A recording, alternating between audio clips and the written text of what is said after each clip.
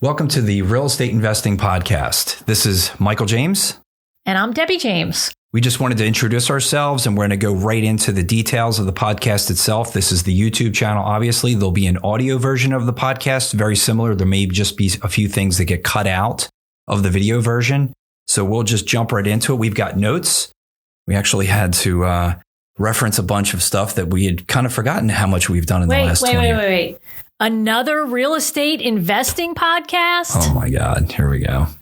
So we actually had that moment and we said to ourselves, are we really going to do this? Like, what do we have to offer? So what we did was I said, Debbie, why don't you talk to your real estate coach and find out what he thinks? So I do have some notes here. I'm going to read to you exactly what he emailed me back. Actually, before she reads it, let me just say that he asked us to write down the things that we've done in real estate so he can evaluate whether or not we should even bother. Correct. And here's what he said. Debbie, you and Michael are really in a class by yourself. The resume and experience you have in real estate to draw from is exceptional. There are few people that have owned short-term rentals, long-term rentals, then fewer that have also done flips and renovations. Then you layer on the spec building to the above group. The final piece of differentiation is owning the short-term rental property management company. This is why someone should listen to you, as well as being a high-producing real estate agent. It's all these life areas that you have done and mastered in the real estate investment space. And when we got that back and I saw the email, I was like, wow. That's a lot. Like you don't really think about it. No, you don't. And when we look back, our journey really started in 2000 when we started investing in real estate in Atlanta. Although, Michael, your journey started, unbeknownst to me, in the late 70s when your parents owned a vacation home in Avalon, New Jersey. You and your brother and sister were going on the weekends or during the week to get it ready, and at some point, they sold it and then bought another home in New Jersey that you actually lived in while it was being renovated. Yeah, and I definitely don't recommend that. I know others have done this in the past, but living in a property while doing a full renovation is intense. And the amusing thing for us was when we put this together, she was like, what? What do you mean you had a vacation? Your parents had a vacation rental in the 70s. We've only been married 22 years. I was like, I never really thought about it. Like in the 9 years we ran our own vacation rental company, you never thought to tell me?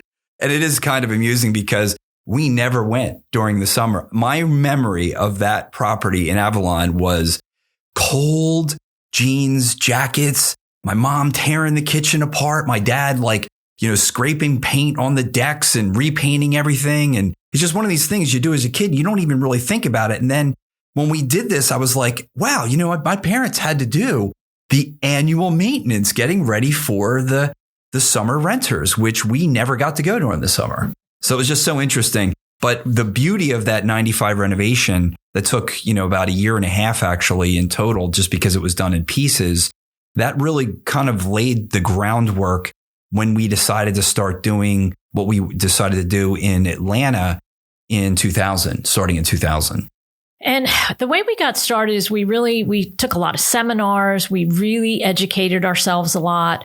We went to an organization called Georgia REIA, which is the Georgia Real Estate Investing Association. And we had investor partners, but mostly we were networking with other investors. We really didn't see them as competitors. If they had a property we were looking for, vice versa, we could sell to each other. We were helping each other. And we really had more of a mindset of abundance versus scarcity because there was plenty of business for everybody. There was definitely a mastermind approach that took place as we started to gather people that were in the trenches like we were and did not have that competitive. It was more cooperation. And that was actually an amazing thing where, like you said, like there were times where like we would have too many deals going at the same time.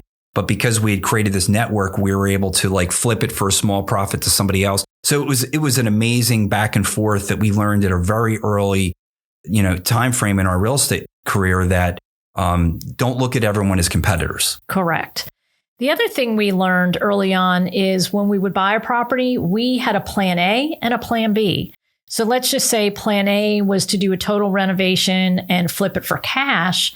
If for some reason we couldn't flip it, we knew we could long-term rent it. And so if plan A didn't work, we were still okay with plan B. We also, so we would flip, we did renovations, we held for long-term rentals, we sold on lease options, we even sold on owner financing, and we were purchasing short sales way before the financial crisis. So that was really such a different process back then than it was in 2008. But I do want to mention one thing. Here we go. We were flipping properties way before it was cool on HGTV. Yeah, there was no way she was going to let me take that out of the entire thing. But it is true. I mean, they make it look cool on HGTV, but I will say some of the drama that takes place on that show really happens in real life. As she was saying that we educated ourselves, we had a couple of things happen. I'm not going to tell a full story right now, but there were a couple of things happened where we were just like, that wasn't in the brochure. Because these are things they don't prep you for in the actual seminars. One thing that happened, we talked to one of our mentors who also had a coach, and the coach who had been coaching for 30, 40 years said he'd never heard about that. Yeah, never happened to him. We'll share that another time. Yeah, that's a little bit of a story. But anyway, it also explains one of the reasons why we like short-term vacation rentals. So we moved here in 2004, and because prices had moved so much, it was really, the prices were too high for our business model in Atlanta that we were doing. So what ended up happening was we had to transition. So what we did was Debbie went and got licensed. And the idea was to start working with real estate investors that we were able to coach in a way to show them things like, hey, you could move this wall, you could do this. So she was effectively leveraging the experience from Atlanta to help these investors evaluate the properties and then looking at it from an ROI perspective. So that transition also had to go from long-term rentals, which we don't see as many here and is not as profitable in this specific area. So we had to kind of transition to short-term rentals, reconfigure the cash flow models, which Debbie has done with a spreadsheet, and then look at ROI from a completely different standpoint. While I was selling real estate, Michael actually did a lot of real estate photography. He was working with a real estate auction company back then. He ended up transitioning into real estate photography full time, which I think he's the best, by the way. And that photography led him to work with a lot of vacation rental management companies. So that was one of our first insights as to what it would take to run a vacation management company. I had also seen it when I was working at different real estate firms and seeing how the rentals really fit well with the real estate. People rent, they'll buy, and then they end up renting. So it's really a nice cycle. And through all that, my real estate clients would ask me, can you just manage this for us? Well, I was never in a situation where I could. And finally, in 2013, we decided to launch our rental management company. Yeah, after being bugged for a long period of time, and if you go back into history, there is a background where I worked at Disney and Sheraton and Marriott. So I did take a lot of the hospitality that I learned at a very young age and inserted that into the rental management company that we launched. And we really built that originally with the trust of Debbie's real estate clients. Those were our original properties that we managed. And then as we slowly built out, we just built on that knowledge. One of the things it did for us, though, was as new property owners would come on, actually, let me back up. As Debbie worked with people that were looking to buy vacation rentals, it really helped us to do evaluation of the area. And then as each year went on, as we were managing in certain neighborhoods and certain areas, we would see the trends. We would see which ones would generate better income, depending on certain characteristics that we'll cover in a future podcast. So as we ran the vacation rental company, it gave us great insight as to what were really good investments. And that helped Debbie. And then it was kind of like this symbiotic thing where it was like people were, hey, what does Michael think about the revenue of this one? And then I'd toss it back to Debbie. So there was this, constant back and forth of like, wow, this is amazing. Like Debbie knows the markets really well. You know the numbers really well. I feel very comfortable with making this purchase, knowing, leading into it pretty much where I'm going to fall. And Michael talked to all the guests initially when we first launched and for many, many years. And so he really understood what people were looking for and what they wanted in vacation rental. On another episode, we'll talk about some different tips and tricks, but that really helped us to help my clients to prep their property to maximize their income. Exactly. So basically the next step was this process that we just described where we were working with clients and bringing them on. They were joining our vacation rental company we had built. We had to keep hiring more employees. It was commercial, now we need another vehicle. And then it was like, and Debbie, all while was doing all the accounting. So all of a sudden we got into this world where it was like, okay, we're really killing it with the vacation rental company. But what Debbie loves the most is working with clients to find that piece of real estate for their family or for an investment. And it was slowing her down. So we had to make a decision. And ironically, I thought when I was in college, I wanted to be an accountant because I absolutely love math. I got a D in accounting 1, so I changed my major. I had no idea. This is the timeout. Okay, we'll talk about that later. I had no clue. That was very interesting. So I know more about QuickBooks than I care to know, but it was a great learning experience. I'm glad we did it. And we decided after 9 years of Michael running the rental company that it was time to sell. The stress was affecting his health and it was 24/7. And so we just decided it was a good time. And now we're working together. He's my business coordinator. I'm a global real estate advisor. And we are focusing on real estate. Yeah. And basically, we're still in the trenches. So not only are we doing this as a team for her real estate clients, but towards the latter end of the vacation rental company, we were actually going out there and looking for the same product because we saw how it performed. So we have our own investment strategy. One is obviously buy vacation rentals. And the most important part of that is to have them professionally managed. The one thing I value more than anything else is time. And the time it takes to self-manage is something, if you've never done it before, you will find out the hard way. It is a job. Even if you call it a part-time job, it is a job and it does wear on you because you're either dealing with reservations or people that are in-house and you have to deal with customer complaints. It is a completely different animal. So we buy vacation rentals. We have them professionally managed. We're also looking for properties that we could renovate and then flip. And as part of our strategy, as Debbie had said earlier, there's always an A and a B strategy. So the A is the flip, but we always are looking at properties that, worst case, if the market were to turn, that we could rent our way through any kind of downturn. We were here for 08 and 09, and we saw how vacation rentals, people would just rent straight through that time frame and wait for property values to come back up. And then the third one Debbie's going to talk about, which is something that happened starting to build spec houses. Excuse me. Let me also mention regarding the flips is that we bought a property and it was really my project. I did a major renovation. It was a house on Front Beach in Panama City Beach. Our intention was to keep it and rent it because it was a great location. But the market had shifted so much due to the pandemic that we decided to sell. And so there's certain facts like that where I can really help evaluate a property and numbers for somebody. It could have taken us 10 to 15 years to make the kind of money that we did just by selling it. So sometimes plan B comes before plan A. You just never know. But as far as the spec houses, it's kind of ironic because I have a previous client of mine who I stayed in touch with, sold him a property, and he called me looking for a vacant lot.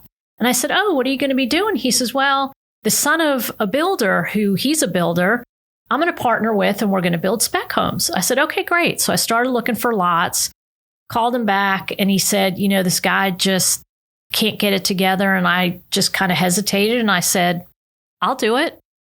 And I didn't even ask Michael. I am always open to business opportunities. One of my I am statements is I'm always looking for business opportunities. And I just thought this would be one of them. And it has been so much fun. We successfully built and sold our first spec house, sold it last November. We are on the foundation, starting the foundation of home number 2. And in another month should be starting house number 3. But I think the key here is that our experience with the vacation rentals really helped me design the floor plan, what people want, what they look for, having a first floor bedroom. Oh gosh, I have kitchen envy from this home because this kitchen, the home was in Seacrest Beach. It was fabulous. Big kitchen for Seacrest Beach. The 3rd floor deck had Gulf views and oh my God, the outdoor kitchen was amazing. So it was things like that my partner and I, he would push back and I would push back even more just because I knew what somebody was looking for. If it would be a vacation rental, and if it wasn't, and it was a second home, then it was still great for a second home. So I will throw a little asterisk in. I had one little piece of that where your partner asked me from a vacation rental perspective, and that 3rd floor, that was where I got to put a little insight in about how many people love the back deck and a kitchen area. Like there's so many decks on so many of these properties where they're almost useless. So what you guys did was you took my advice of what the guests are always looking for, and you designed an amazing kitchen, a covered 3rd floor deck. It had Gulf views, little peekaboo views, but still very good views. And then I will also mention too, is that based on everything that Debbie just talked about, I know that you just recently started working with a client that's kind of doing the same thing and feels very comfortable. I don't know if they're going to use the same builder, but they are. Okay. And the whole purpose of me bringing this up is that a lot of our experience of working in the trenches, doing this for ourselves, leads to being able to help and to coordinate this for real estate clients. That's correct. And he was comfortable enough. He was a referral from another good client of mine, and he closed on a lot about a couple of weeks ago. I referred him to my builder. He's working with the builder, and we're designing the plans now, and we'll be off and running hopefully within the next month or so. So to just talk a little bit further about us, we have a vacation rental that is been in program since 2019. And we are about to close on another condo project in Port St. Joe. Not the whole project. We have a 1-bedroom that we're buying there as another vacation rental. We have commercial space on 30A that we rent out. Now, the most important part about the vacation rentals, again, is we have professional management companies run them. From my experience of actually working with the vacation rental management companies prior to us launching it ourselves, I saw how difficult and how much time it took. And we value that. And more importantly is now that there are some regulations that are coming about, they can keep up to date on those versus me having to become an expert. Walton County recently implemented some new regulations, which we'll talk about in another episode. But it is a full-time job. And if you haven't read the book, E-Myth Revisited, I highly, highly recommend it. And it basically talks about do what you're good at, do what you love, and pay somebody to do something that they're good at. How much is your time worth is really what it comes down to. And we just felt for our family that it was better for us to hire a management company to manage our properties, which frees up our time to do something else, like help my real estate clients and sell more real estate. I will say one thing is that when we sold the rental company and we started calling the clients, and many of these clients were Debbie's real estate clients, they assumed that I was going to be managing my own property. And they were shocked to hear that I was actually keeping it with the company that we sold to. And to drive this point home, because it's a factor of time. So, some of the other things that we're going to talk about in the podcast, some of the things that we talked about now, we're going to talk about in depth, but there will be a lot of different topics that we talk about where the entire podcast will be about one specific thing. Yeah. And some of the episodes that we're going to be talking about, we'll interview some people as well. We'll talk about insurance. We'll talk about long-term rentals versus short-term rentals. Location is big. You know, why do you want to be in a certain location? Is now a good time to buy or sell? And these are just, one of my favorite topics, how to use retirement funds to invest in real estate. That's a really good one. Understanding tax strategies to defer taxes when selling. So there's so many different topics. In fact, if you have questions, you want to hear a particular topic, in the show notes, please send us an email and we will be happy to, if we won't need to mention names, we can keep you anonymous. But if there's a burning question that you've always wanted to know the answer to, but we're afraid to ask, please don't be afraid to ask. My mom always taught me no question is dumb if you don't know the answer. There it is. And we're going to have links in the show notes. We'll have the intentions to have a Facebook group and possibly some other things in the future that make it so that you'll be able to reach out to us, make comments and pose questions specifically about the future. And our intention is to also not just to have Debbie and I every single time talking, but to actually pull in when it makes sense, experts in certain fields. Like we might have somebody come in for something, I'm just randomly going to say like cost seg, right? Like, how's that work? How does that as a tax strategy? That's cost segregation. Yeah, sorry, I'm throwing in the terminology. But the whole point is we may bring in experts for some of those topics to cover them more in depth. And that could lead to a situation where you could contact those experts potentially after the podcast to ask more specific questions. So we're saying all this so that you know we've got the experience. We've survived the real estate cycles. It's hard to believe we've been here going on 19 years. And now I start to say, I remember when, and we've seen a lot of shifts. We've seen the market growth. And yet here we are. We're still here to talk about. We're very grateful. Love living where we do. Love selling real estate at the beach. And we really hope to meet you guys soon and excited to bring this podcast to you. Exactly. So that's going to wrap up the first one that we have here. And hopefully you'll subscribe and come back again.